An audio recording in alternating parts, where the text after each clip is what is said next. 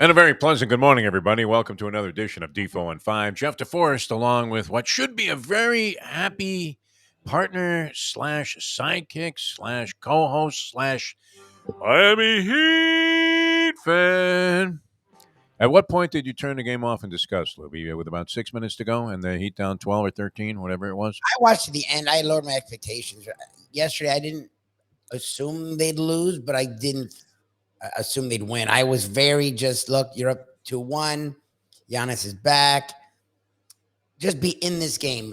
Give yourself something to make it possibly a 7-game series when you come back to Miami. Like I had already written the script. Jimmy had played well. No one else had done anything. So Yeah. it's just like, all Which right. is sort of a little bit of what happened last night. Jimmy Butler, phenomenal. I do remember this, Lubie, and we go back to 2019. Let's turn the page of time back to 2019 when the Heat make the acquisition in the offseason of Jimmy Butler. And what were the common thoughts about Jimmy Butler? Oh, geez, this guy must be some kind of weirdo malcontent, which he still comes off as somewhat of a malcontent, although I actually saw him smile after the game last night. He was happy, I think, for the first time in his basketball career. As he scores 56 points, has a monster game. You're always looking at the latest as the greatest. And so it's natural to just say, wow, that was the best performance in Heat playoff history. I mean, It may well have been the best individual performance in Heat history, period. 56 points by Jimmy Butler, and he does it on 19 of 28 shooting, including 22 points in the first quarter on 9 of 10 shooting. Then, after a quiet second quarter from a scoring standpoint, he busts out when the game is looking like it's hopelessly lost. Like this game is just going to be one of those typical NBA affairs where maybe late in the fourth quarter you cut it to 6, but end up losing by 4 or 8 points somewhere in there. And the only concern is whether or not the Bucks covered the 7.5-point spread, which the game went off at once it was learned that Giannis Antetokounmpo was going to play. And I don't know how that was learned, but whenever it was, the money came pouring in. I mean, just raining on the Milwaukee Bucks. They were 4-point favorites early in the morning and went off 7 and a hook. So those people are spitting the blood right now that got involved there with the Milwaukee Bucks. And it would have been natural to assume, especially after you watch the first couple of plays in the ball game, and Giannis Antetokounmpo, it is great that they allow this guy the liberty of taking 100 steps before he goes to the basket. He had one that was so blatant last night, and Spoelstra's on the side going like this, yeah, travel, travel, travel, travel. Everybody's calling for a travel. The entire building is screaming travel except the 3 referees. Three blind mice. Three blind mice. How can you possibly miss that? You can't. And you would think, if anything, unless this is on orders from Adam Silver, that somebody would say, "Hey, listen, man, we all know Antetokounmpo travels on virtually every possession, so let's take a look at it and at least try to limit it by making a couple of calls early in the game. Yeah, get the guy to stop." But there's no intention and no intent whatsoever on doing that because the guy's great to watch, a physical specimen, the likes of which comes along, every other generation. Amazing. And then on top of that, you had Lopez, and he's inside a monster. It was impossible for the Heat to contend with the inside game of the Milwaukee Bucks. They're looking like they're on their way, cruising to a routine loss. It's 101-89 with 6:09 to go in the game, and then the Heat going a 13-0 run, largely sparked by Jimmy Butler, who ends up scoring 21 in the fourth quarter. So he has 22 in the first quarter, 21 in the fourth quarter, 56 overall, 19 of 28 shooting, 15 of 18 from the line, and 9 rebounds in the game.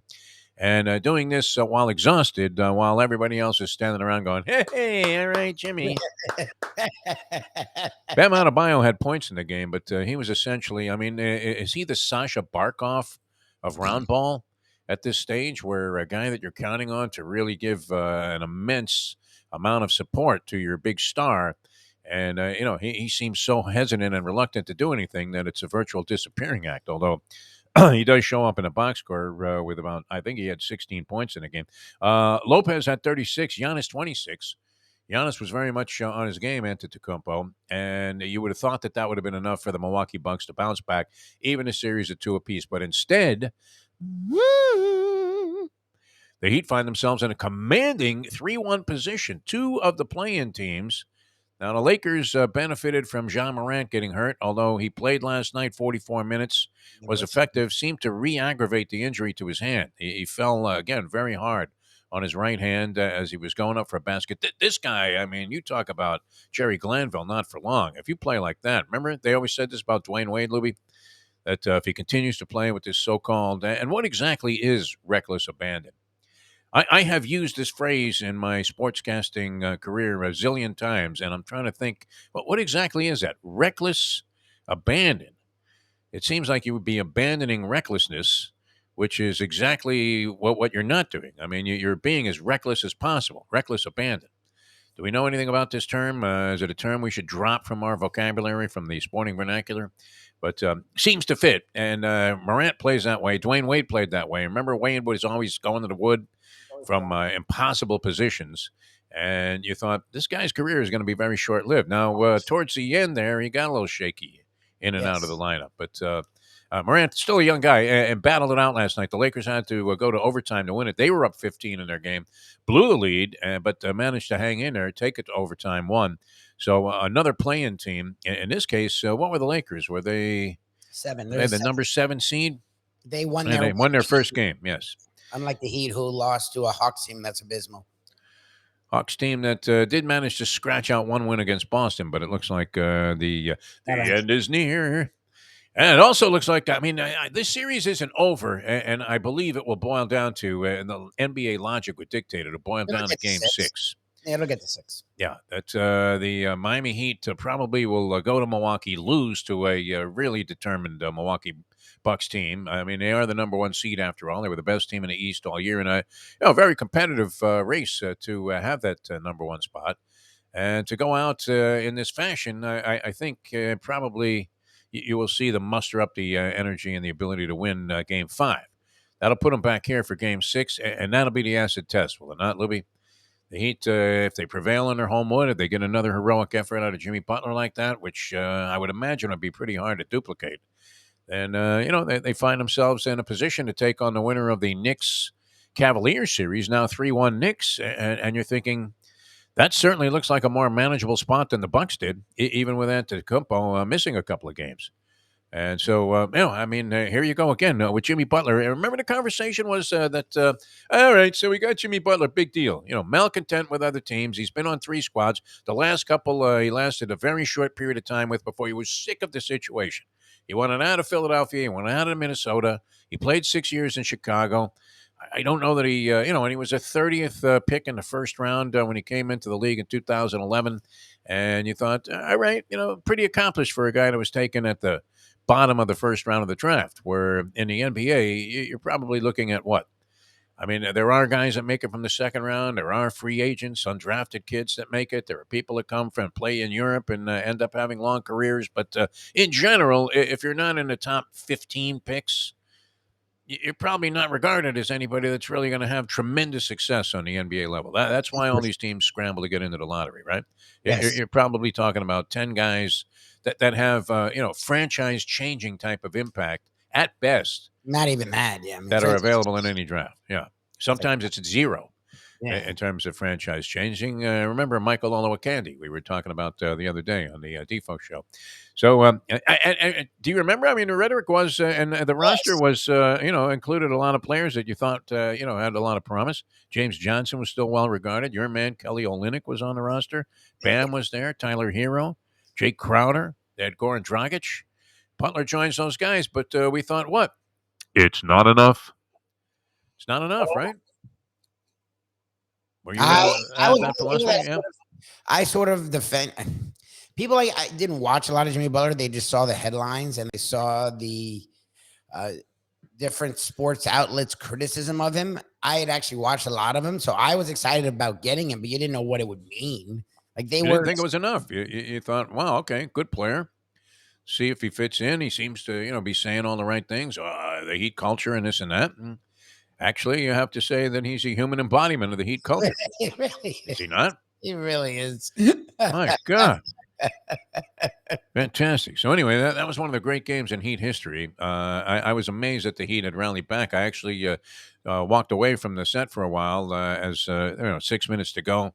Bucks had been leading the whole game in that similar fashion. Didn't look like the Heat had any answers for their inside game. Brooke Lopez is looking like Will Chamberlain. Antetokounmpo looks like himself. You had Grayson Allen, that bitch, hitting shots, and other guys were contributing. Drew Holiday wasn't especially hot, but he still looms as an imposing presence there because he could go off at any time or get you some key buckets. And not too much else was happening outside of Butler for the Heat. And you thought, all right, it's not going to be enough. Then he goes on an amazing run where he hit, I guess it was a 3 and a 2 from outside that kind of clinched the game. Late in the fourth quarter, and the Heat end up in a commanding position 3-1. So that was great stuff. Heat fans should be absolutely giddy today and maybe rallying around the fact that if you look at it overall, the acquisition of Jimmy Butler, when he comes to the team, they go to the finals that year. NBA finals, right? That was the year of the bubble. He lost to the Lakers. 21-22, they get swept by the Bucks in a retribution series where the Bucks obviously a little bit pissed that the Heat did a lot of trash talking when they beat them in the series in the bubble during the COVID year. They come back and make a so-called statement as they stomp the Heat into the ground like they were Draymond Green standing over Sabonis. And they just wasted them completely. So that wasn't good. They come back, they make the conference finals, just missed going to the NBA finals last year.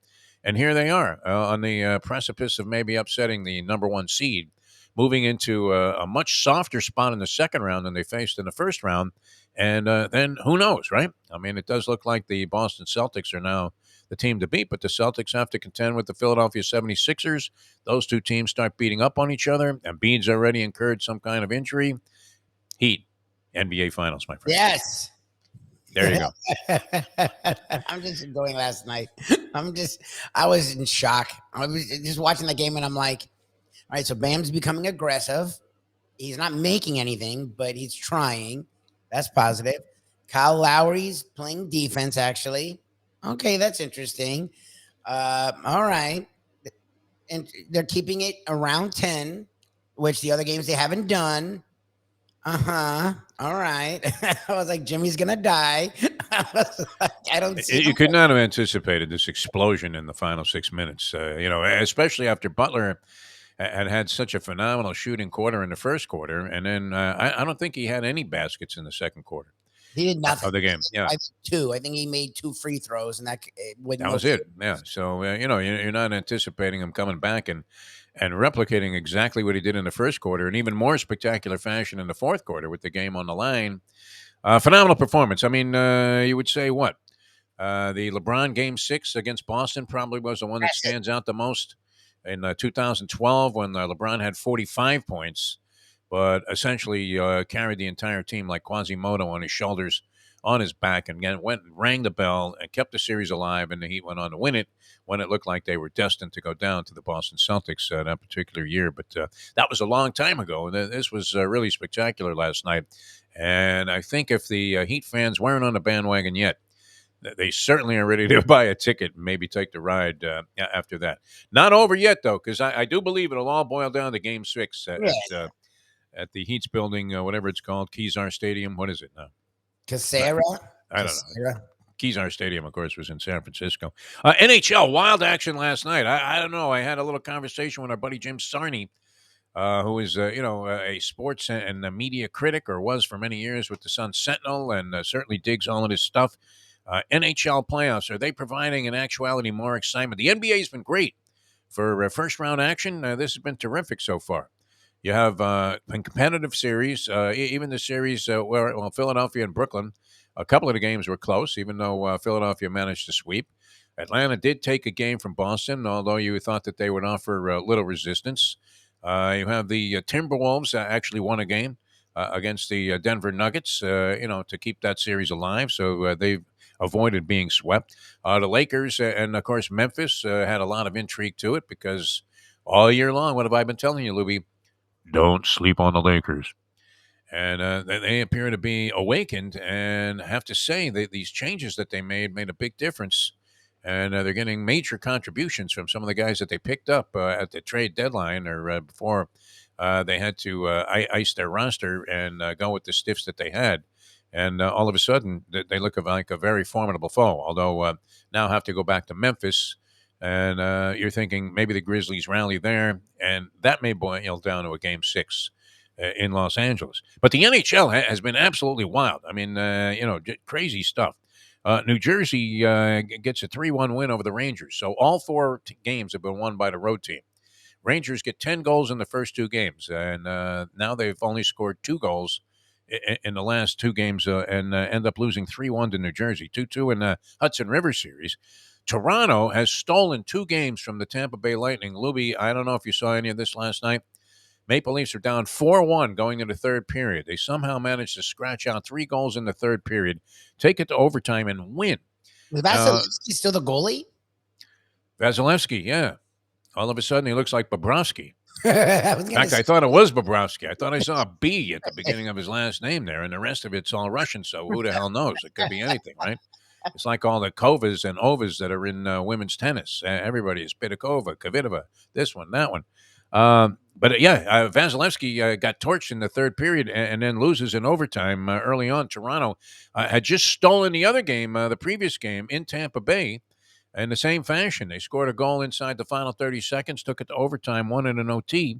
So the Maple Leafs find themselves up 3-1 over the Tampa Bay Lightning. Always a tough out in the postseason with their current configuration of players. Las Vegas up on Winnipeg. They go up 3-1. They win it in regulation 4-2. And the Seattle Kraken, man, aren't expansion teams all supposed to look like the 62 Mets, Lubie? They used to be. Now they give them playoff series wins. How is this possible, right? Seattle Kraken, man. We don't even know what a Kraken is. All of our expansion teams sucked. When you look back at the rosters, I remember Jack Johnstone. I'm like, who's Jack Johnstone? I'm like, who are these people? When we had our expansion team here with the Marlins, we were horrible. We had Charlie Hoff as our opening day pitcher. The man was 60 years old. He looked like Burgess Meredith going out to the mound. Expansion teams are supposed to stink for years. The Heat lost their first 17 games as an expansion team. They didn't have any Jimmy Butlers. They stiffed them with the 9th pick in the first round of the draft, and they got Ronnie Cycli, the black hole of offense. We kept waiting for Ronnie to do something spectacular, and, he is what he was. I mean, he was like, a very mechanical, guy that was a reasonably good player, but, was never going to be anybody that was going to power an expansion team to a great, brilliant season. I'm thinking about, hey, Duke, grab a bat, right? You're talking to Duke Snyder. He was 75 years old by the time Casey turned to him and put him in there as a pinch hitter. I think he might have been leading off. Yeah, the Mets were horrendous. He's in a wheelchair going to the stadium, like Peyton Manning was when he won that Super Bowl with the Broncos. It's supposed to stink, but somehow Seattle's 2-2 with Colorado after winning last night. They had to go to overtime. They blew a 2-0 lead, and they had blown a 2-0 lead in one of the earlier games. So this expansion team, really an upside. And I don't think they have anybody of any distinction on that team. The conversation was that they had like 3 20-goal scorers, which by NHL standards, if your leading goal scorer has 20 goals, you better upgrade your roster. And yet Seattle in there 2-2 with the mighty Colorado Avalanche, the defending Stanley Cup champion. So that's pretty good. 3 games on tap tonight if you're not getting enough action. And the Heat go again win. I was hoping they get an extra day. I'm like, the extra day seemed to help the Bucks. No, they play Wednesday. It was actually annoying. I'd like Jimmy to get one more day. All right, so tomorrow night, that's when it all goes down? Yes. Wow. The Bucks are almost a 12-point favorite. You would think they would be. You know what? You're making some money if you're going against the grain. I have one for our Defo show, of course, the scathing indictment against Action Top Play Sports, which had yet another brilliant dissertation on how Winnipeg was going to beat the Las Vegas Knights last night, suggesting that you go all in with your money and key all of your parlay action off of the Winnipeg Jets. Final score, Las Vegas 4, Winnipeg 2. Aaron Rodgers is a Jet, speaking of Jets. Yes. Aaron Rodgers. The deal was finally consummated. I thought the price was, a little bit steep, actually, because probably will include a first-round pick in the 2024 draft. They swapped picks in the first-round picks, which was really nothing. It's like a 2-position differential in this year's draft. I believe the Jets also gave them a second-round pick in this year's draft, which the Jets have 2 consecutive picks. So Jets were in a pretty good position there. But the conditional second-round pick they got in 2024 becomes a first-round pick if Rodgers plays 65% of the plays. Imagine, I mean, well, if you're out of it, naturally you're going to bench the guy after all of that. But you would have to think, what, the Jets very formidable now? Well, Lubie, is it possible? Can we believe in the New York Jets? Holy green and white. Fireman Ed, man, must be ready to put the cap back on and get back out there on the sidelines. What do you think? Jets, real contenders now with Aaron Rodgers, at least for the next year or two. I think they're improved. I think people are doing what they do is getting lost in the moment and forgetting the Dolphins were already good and they added a lot. And so they should be better, and the Bills were already the cream of the crop. I'm curious to see what Aaron Rodgers we get. The guy's skills diminished, but I get it. They were with Zach Wilson and the guy that's the Dolphins' backup now. So whatever Rodgers is better than that. I think the off the field Aaron Rodgers is going to be fun. The guy who's in the media is going to be in New York. New York Post headline today: what a long, strange trip it's been. Exactly. Oh, made the front page, huh? Made the front page also. Jolly Rodgers, which he's hardly been jolly.